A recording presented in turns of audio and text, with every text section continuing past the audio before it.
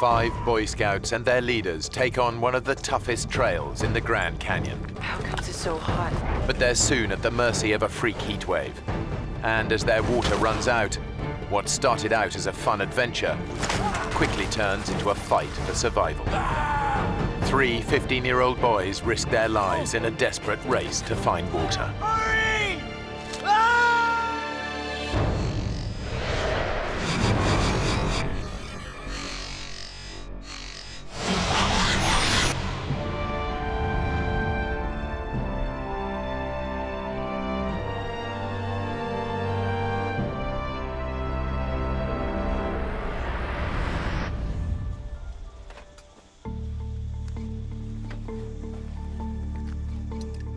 After camping out for a night close to the Grand Canyon's north rim, 5 Boy Scouts from Utah are about to make their very first descent to the bottom of the canyon. 3 of the boys are close friends. Is that bacon? Yeah.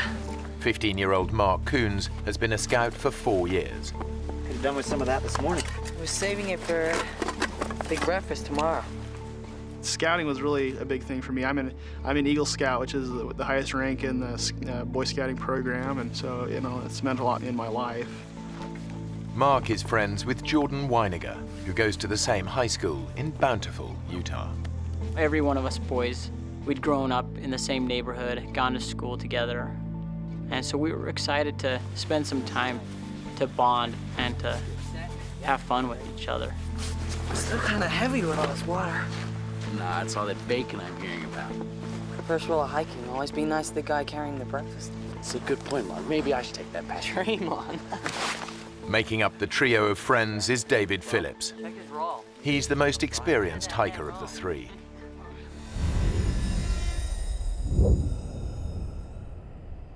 It's June, and the day is shaping up to be blisteringly hot. The leaders are following the first rule of Grand Canyon hiking. Take water and plenty of it. Okay, boys, don't leave anything behind. It's a real deal today. We're going over the rim. Guy Davis is the Scouts leader. Most of the boys that went, I knew very well. They were about as high as kites. They were excited for the experience. I still remember my first time in the canyon. Veteran hiker Lauren Pace is in charge of navigation. Earl. He's also brought his brother Earl along. They're having a good time. Yeah, why not? Time of their lives. After a couple of hours hiking, the boys reach the canyon's north rim. When you walk around that corner and you see a huge panoramic view of cliffs, that go a mile down, there's nothing like it.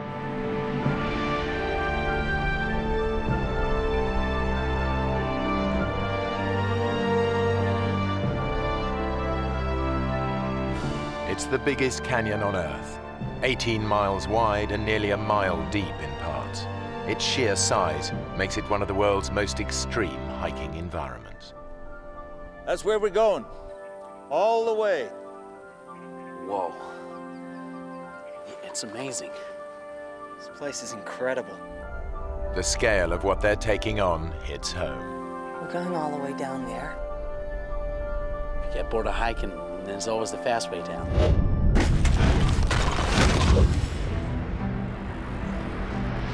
The group have already hiked 3 hours to their first night's camp. Now they'll make their descent, following the unmarked Little Nankoweap Creek bed. It's a tough hike with steep descents that drops 4,000 feet down to the Colorado River. There they'll fill up on water and take an easier route back up.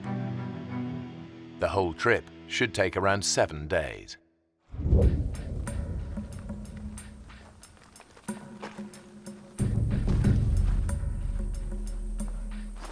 An hour on from the canyon rim, the group reaches the end of the official route.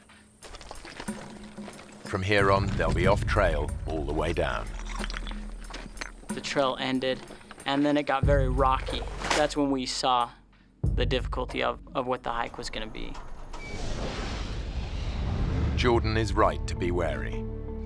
Every year, some 300 hikers get into trouble here. and about 200 of them have to be airlifted out by rescue services. Around 10 more aren't so lucky and die here. And going off-trail in the canyon intensifies the risk.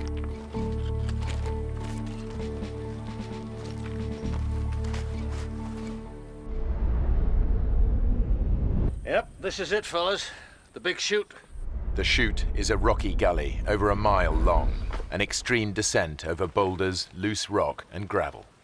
Jordan immediately sees how tough this will be. It was turning into a hike that, was getting a little more dangerous. They have no radio and they're out of mobile phone range. If anyone gets hurt, they're on their own. It was really steep.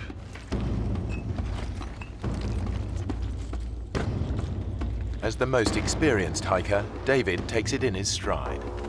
Pack's off, guys. Mark is a little more cautious. You'd have to climb down a big rock and hand packs down to other people. I got it.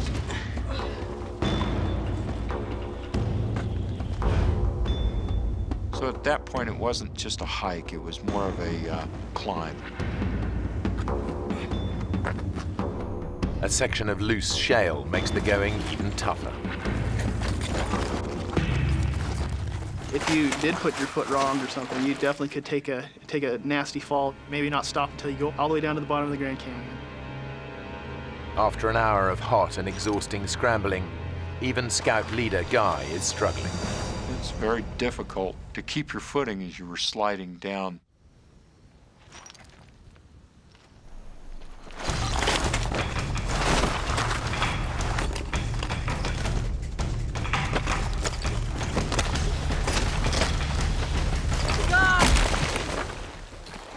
God, you okay? I hit a log straight on, and it just, I managed to catch it with the part of the body you should never hit a log with, and literally knocked the wind out of me considerably. You okay to stand? Well, let me take this pack. On 3, 2, 3. Careful. It's a lucky escape. It could have been much worse. 2 hours after starting down the chute, the exhausted group reaches the bottom.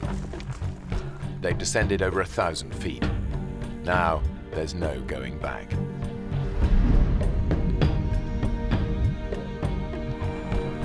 The temperature has been climbing all day. It's touching 100 degrees Fahrenheit.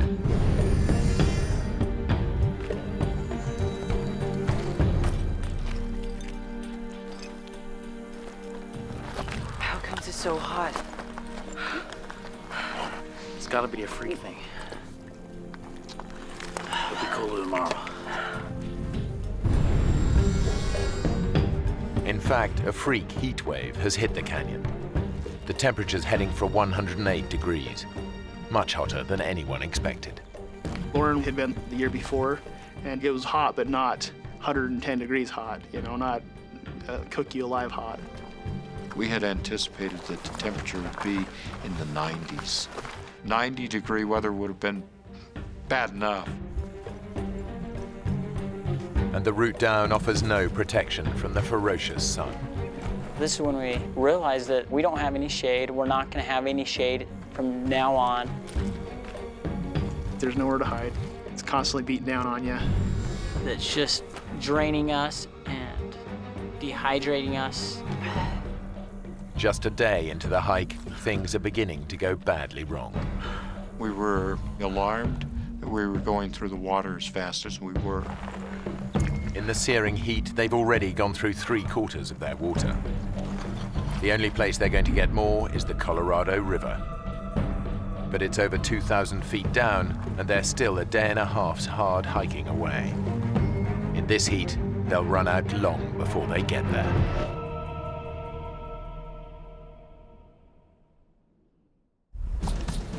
As we were hiking, that's all we could think about was the river, of getting to the river. But the boys are about to find out that blistering heat isn't the only hazard they face. Dave, don't move. You got a scorpion on your back. One sting could immobilize David. Hold still. Careful.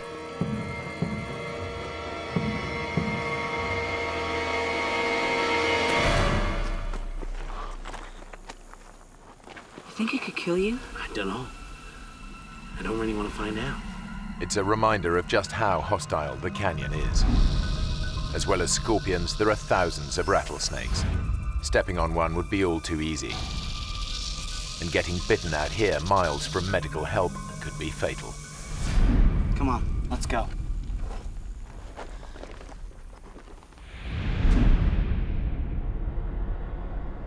That afternoon, the temperature tops 108 degrees. By 7 that evening, they've had enough. Okay, guys, this is it for the night. We were really exhausted. We were just grateful to be off of our feet. We were grateful to have the sun down off of us. David does his best to keep his friends' morale up. Hey, guys! Guys, come here. You can see the river. It's miles away, Dave. When I first saw the river, all I could think was, that is still very, very far away. So it was really worrisome to me that it was so hot and then I was running low on water. Just think about running in that river and drinking pints of icy water. A couple of hours in the morning and we'll be there.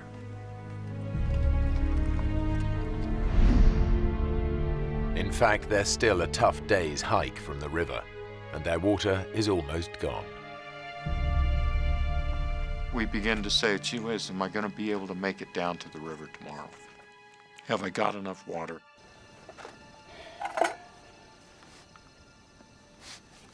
Their obsession with every drop of water is becoming overwhelming. Hey, Jordan. Don't let it boil. It's a waste. Just gonna heat it a little. Hey, George, they're much better dry. They're nutritious and delicious. It's like having loads of little worms in your mouth, just wriggling about. I'm not hungry. Come on, Mark. You gotta eat something. I thought it was odd that I wasn't hungry after all that work all day. I don't know if that's some kind of side effect of dehydration or not.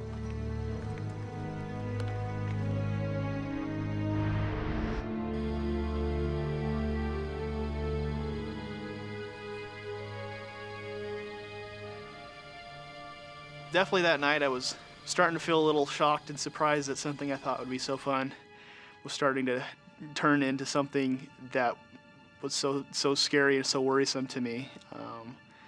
And I felt like I had started to lose control of the situation that I was in. Dave,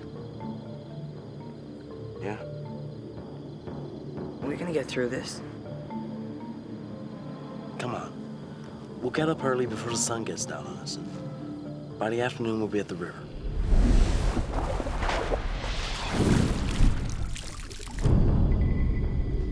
I'm gonna stay there all afternoon. Before sunup. That's when we need to get going.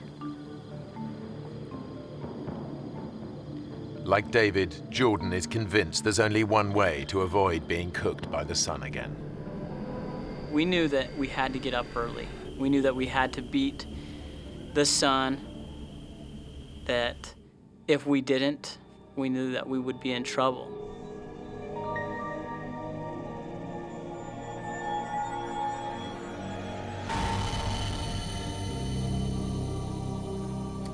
But by the time the exhausted group is ready to go, the day is already blisteringly hot.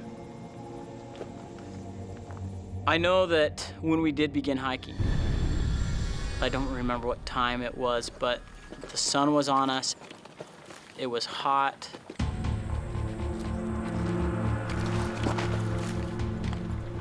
We could feel our bodies were dehydrating. We could feel the heat. They're sweating up to 4 pints of water an hour and dehydrating fast. They face exhaustion, hallucinations, and as their blood pressure drops, collapse.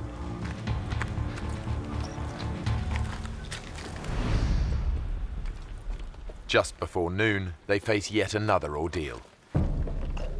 A grueling descent down a steep, rocky chute.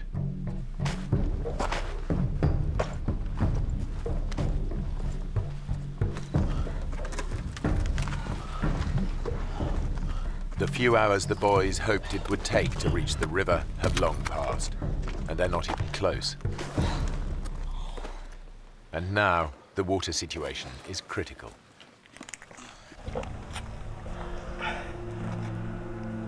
Is that it? You? Not a drop. David shared a lot of his water. Who wants it? He gave the most of his water to anybody. Go on, Jordan.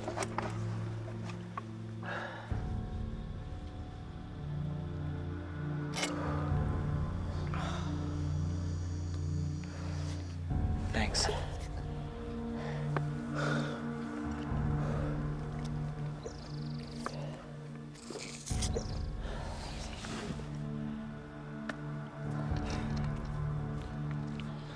That's it. Their life-saving water has gone, and they're still a good half day from the river. I knew that we were out of water. I knew that, if we fooled around or wasted our time, I knew that we would run into trouble. Come on. Let's get to the river.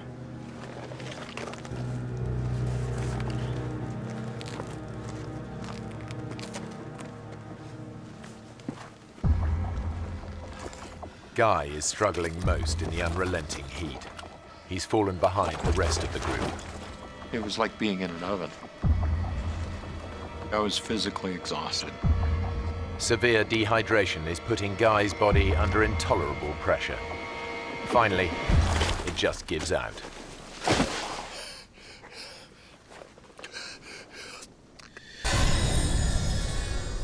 If you take a deep breath, that sensation that you have when you can feel the oxygen going through your body, I couldn't do that.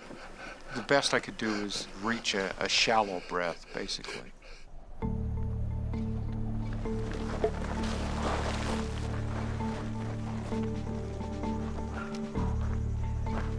Hey, where's Guy?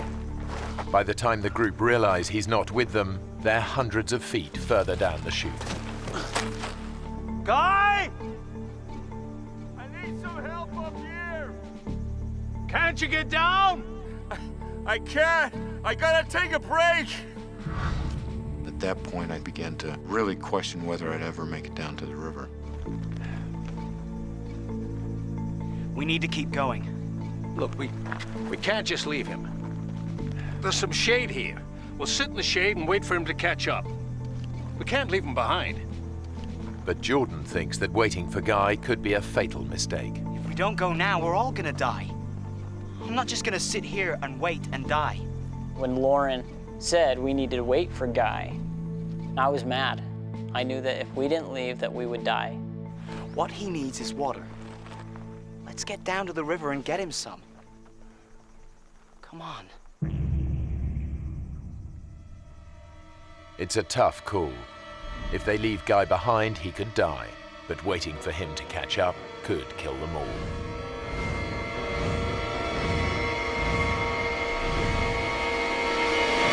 Okay. Guy! We gotta get down! Get some water! We're coming back! We're coming back with water! I look after the boys! I had never heard a tone like that in anyone's voice before. That kind of fear or anything like that ever in my life. Just, it changes you when you hear something like that. It's difficult to leave somebody behind, but when it's your own life, you need to do what you need to do.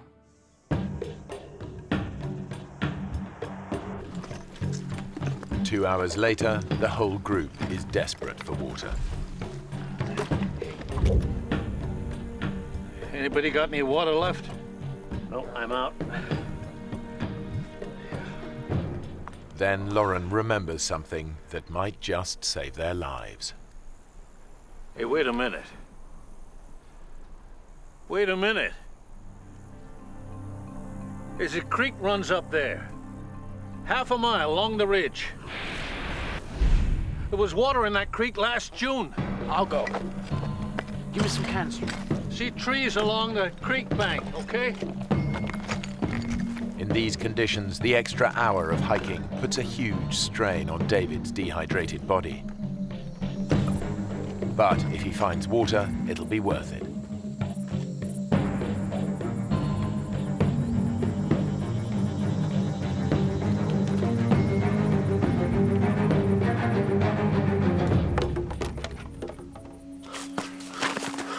The creek is dry as dust.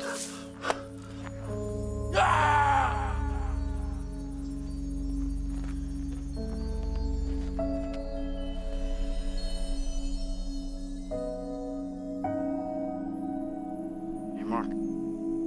Mark, wake up. Wake up. There was nothing there. Just an empty riverbed. It was very difficult. We had no idea where water was, how we were going to get there, when we'd get there, or how much longer we'd last.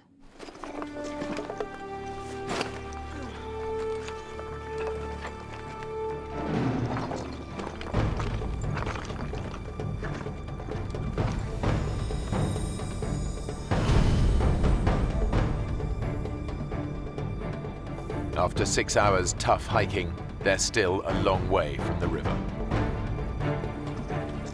The temperature has climbed to a searing 112 degrees Fahrenheit. Dehydration and exhaustion are taking their toll. Our bodies became weak very fast. Our pace that we were walking slowed down extremely.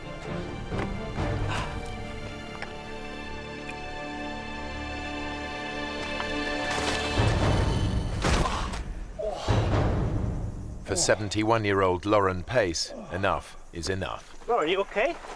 Don't fuss. I'm okay. I'm okay. Listen, guys. The sun is a killer. There's some shade here. We should wait till it's dark.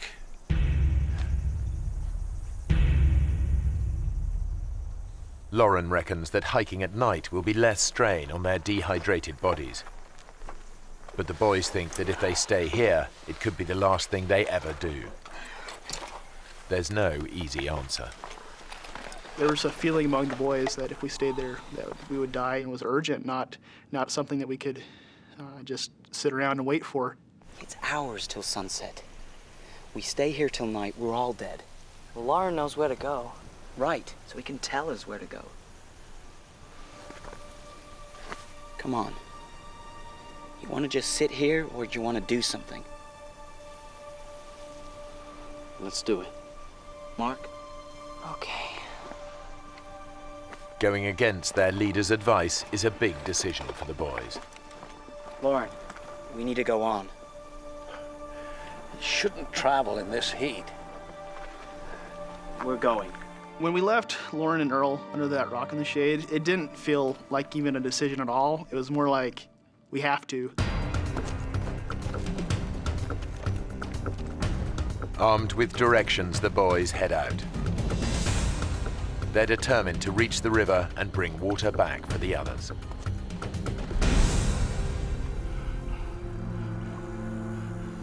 Back up the canyon, Guy is deteriorating. His fluid levels are so low that his body has cut off the supply to his sweat glands. I can't believe a time in my life when I wanted to sweat. I knew that if I could sweat, that it would cool down my body. And I physically tried to will myself to do that, and I couldn't do it. Without cooling sweat, any physical exertion could send his temperature spiraling out of control. If it reaches 108 degrees Fahrenheit, his brain will begin to die. Guy is trapped. If he tries to hike out, it could kill him. Come on, guys. Let's go. Further down the canyon, Lauren is worried about the three boys hiking alone and sends his brother and the other scouts after them. But the three boys are making good progress, and they're now way ahead. They're less than a mile from the river. They just need to make the final descent.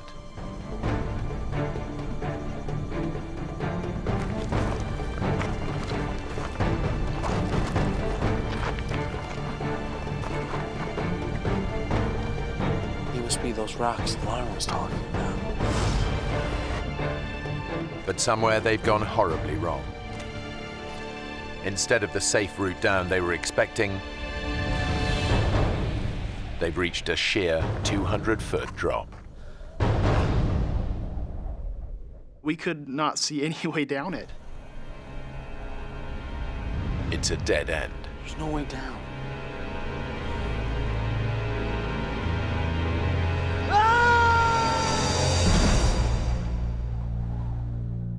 Their water has run out, their leader has collapsed, and the three 15-year-old boys are on their own.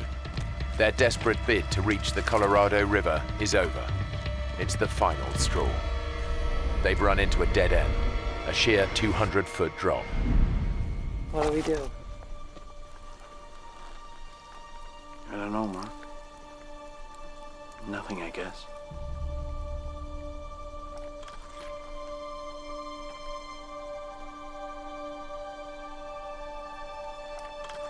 The river's out of reach. And with the group not expected back for 6 more days, there's no hope of anyone sending out a search party in time. Now, all they can think of is getting out of the sun.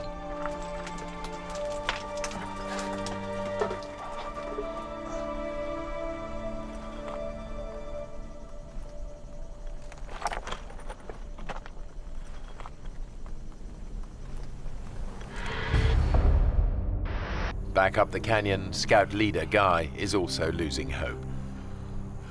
Out of sheer desperation, he comes up with a plan to make himself visible to any passing planes. As I laid there, I knew that it would be hard for someone to see me because I was down below the level. I took out a emergency blanket.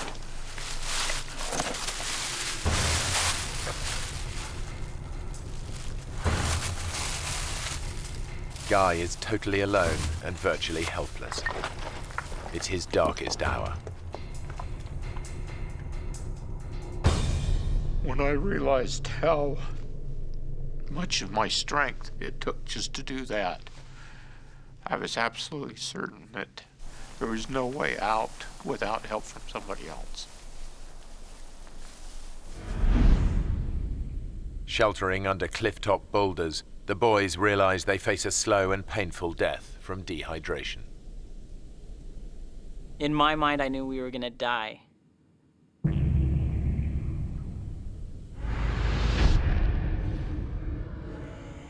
You're weak, your body hurts and aches, you have headaches. I just remember not knowing if I'd ever get up from that position. I remember that could be the last place I'd be, is under that rock.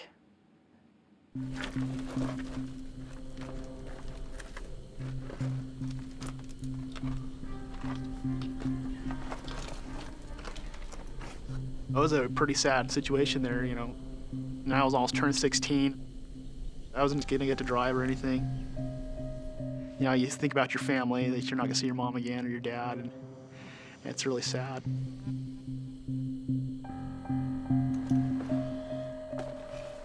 Even David, the optimist of the group, is struggling to see a way out. I'd asked David a couple times by now, David, do you think that we're gonna make it? Are we gonna die? We are gonna make it, aren't we? And most of the time he'd be like, oh, Mark, of course we're gonna make it. You're fine, don't worry about it, okay? I think we might die here. This is the first time I heard David say, You know, Mark, I think we might. I think we might die.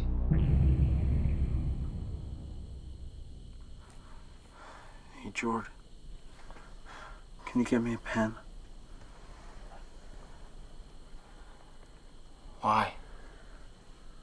I want to write a letter to my mom and dad. You know. Say goodbye.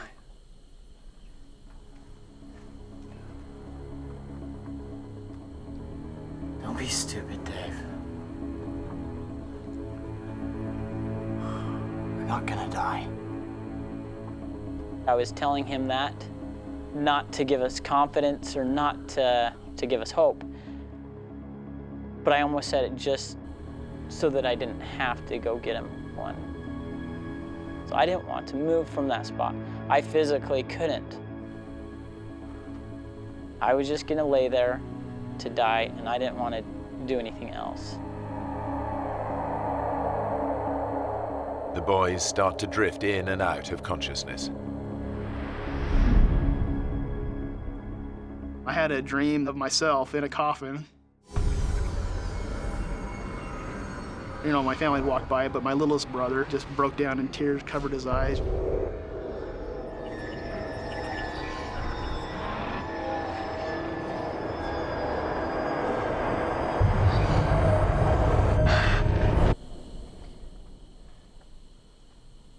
I woke up, and I was like, I don't want to die.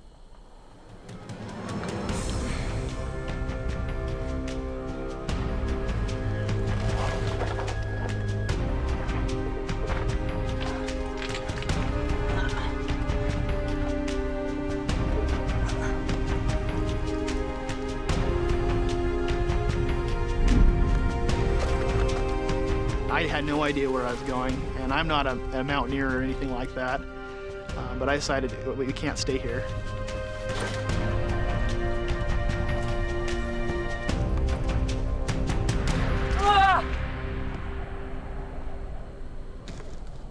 I took my backpack and I chucked it off the cliff, you know, so I hoped that I was going to make it down to pick it up again.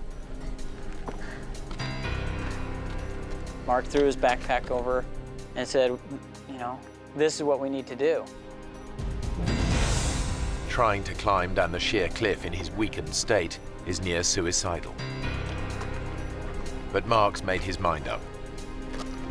He's going to get down or die trying. Come on, guys. We gotta do it.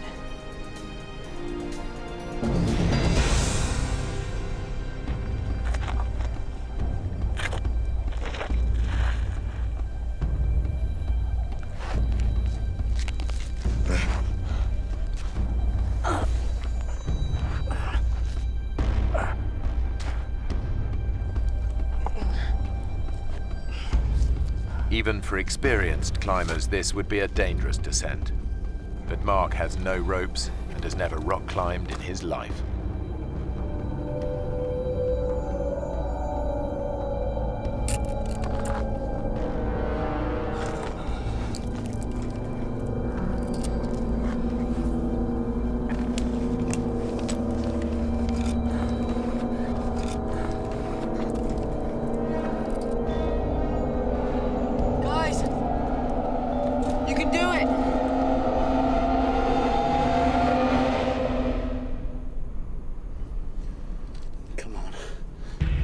I thought we were gonna die anyways.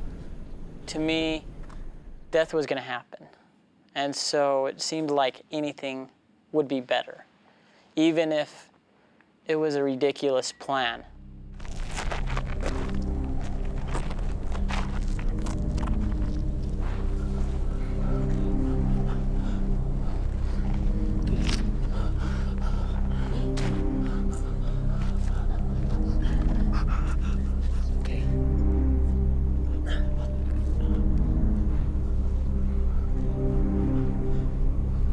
Hey, Dave. How are we gonna get back up this? To the others.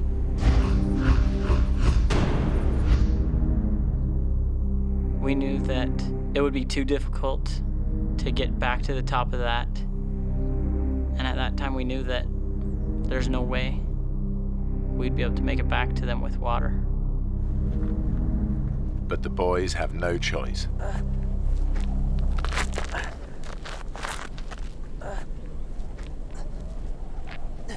We climbed down that cliff, which was very frightening to me, because I knew that if any of us fell, we would die.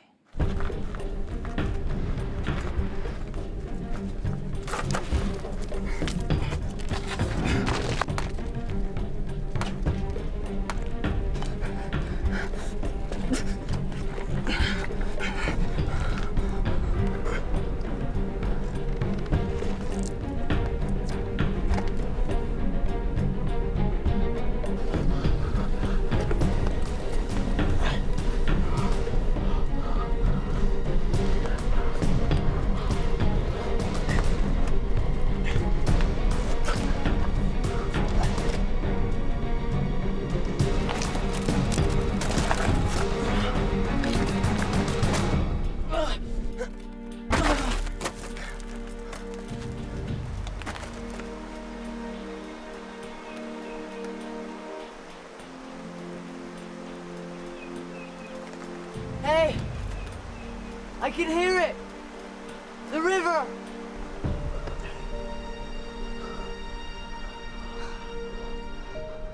You okay, Dave? My eyes are going funny.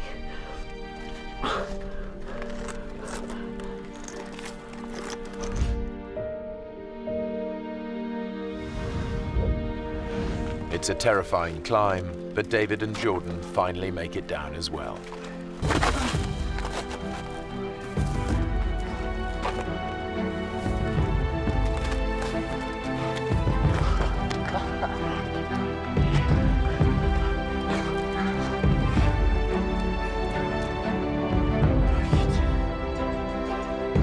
It was a sheer cliff that I couldn't do again.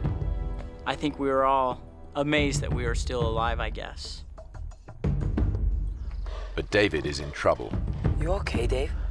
He's showing early symptoms of heat stroke.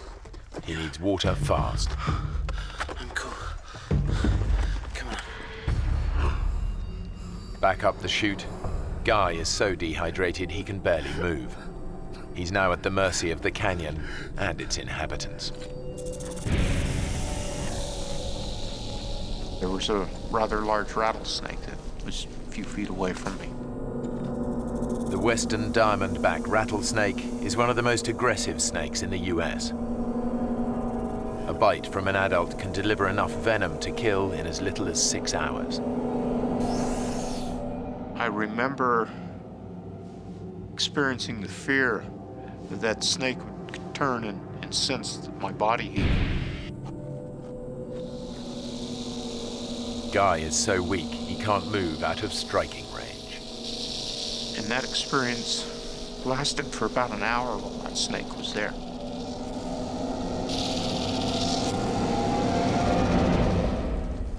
At last, the snake moves away.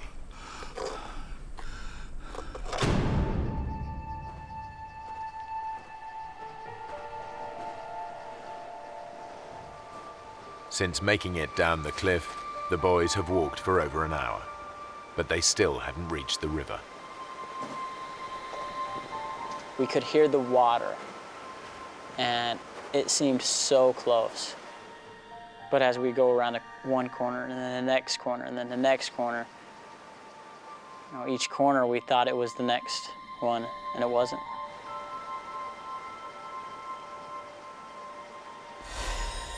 I just remember how bad we wanted the water. Our tongues were like a rock wrapped with sandpaper. The pain of it was just excruciating.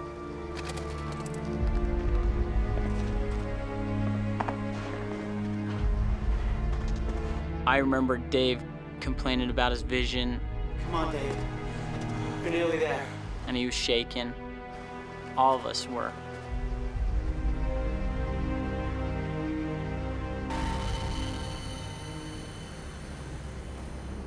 We got to an area where there was a tree that had fallen.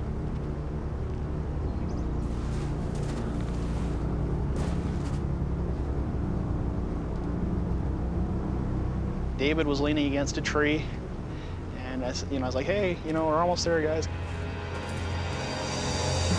And at that point, David collapsed. David? Dave? You okay?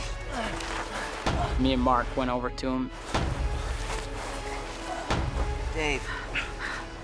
And I remember seeing Dave's eyes roll back in his head, and his breathing is really jumpy. Hear us.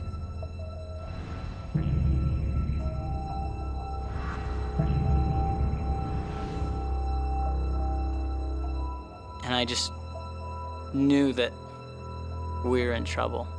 The three boys are in a remote part of the canyon, and dehydration has finally made 15-year-old David collapse with heat stroke. With little chance of help, the situation is desperate. Say something, David. I'd taken first aid merit badge, as a scout. David? They train you for extreme situations like this. I knew it was very serious. Hey, Jordan. You guys get to the river. Bring back water. We're gonna get you some water, all right?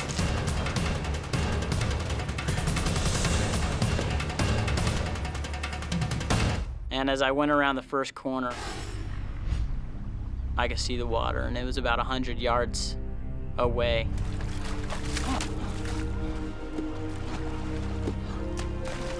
And I remember getting to the water and just being so grateful. I just knew I needed a drink. I wanted it so bad. And so I took a drink out of the water, but I knew that there was a higher priority, that Dave needed the water.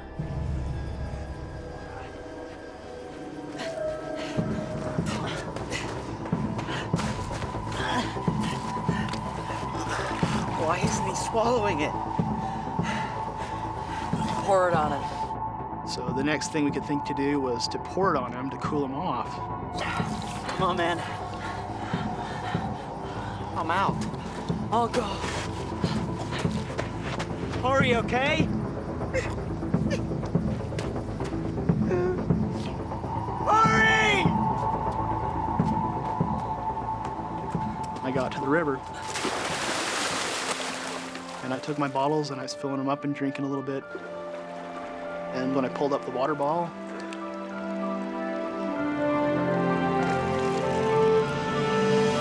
I could not believe it. I saw two big yellow rafts coming around the corner. Hey! Hey, help me get out! Hey! My friend is dying! Help me! The next thing I knew is I heard Mark yelling help from the distance, and I was just hoping for something. It's an incredible stroke of luck. A minute earlier or later, and the rafters would have passed by without finding the boys. Nathan, can you hear me? What's more, the rafting party is made up of off-duty doctors and paramedics. Let's get him back down. Let's get him wet. That was such a great relief to me to know that there's somebody here that knows how to take care of Dave. Mayday, mayday. David is in good hands, but with night falling, there's no chance of a helicopter rescue before dawn.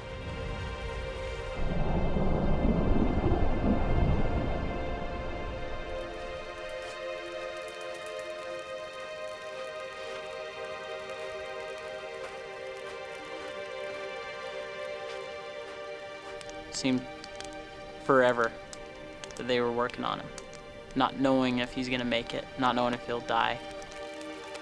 He's still hypothermic.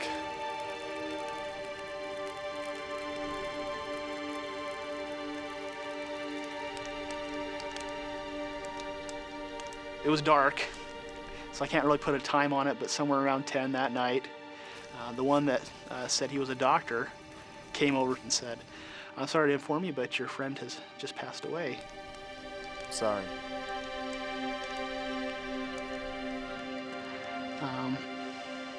And it was a hard experience.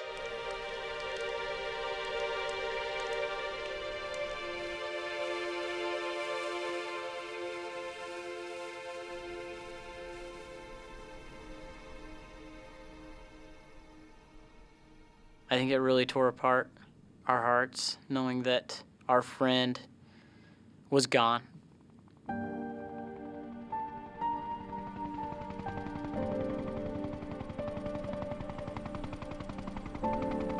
By the time rescue helicopters arrive the next morning, Earl and the other boys have made it down to the river. Thanks to his emergency blanket, Guy was quickly located, while Lauren was finally found wandering alone in the canyon. They're all devastated by the news of David's death. It's so weird, and it changes your perspective on death when someone you know and someone you've seen and been with an hour before, or a couple hours before, and was vibrant and wonderful and happy, and then he's gone. 10 years on, Jordan is a policeman in Utah, and Mark is training to be a dentist. They're still good friends. Neither of them will ever forget David Phillips, and both men stay in touch with David's family.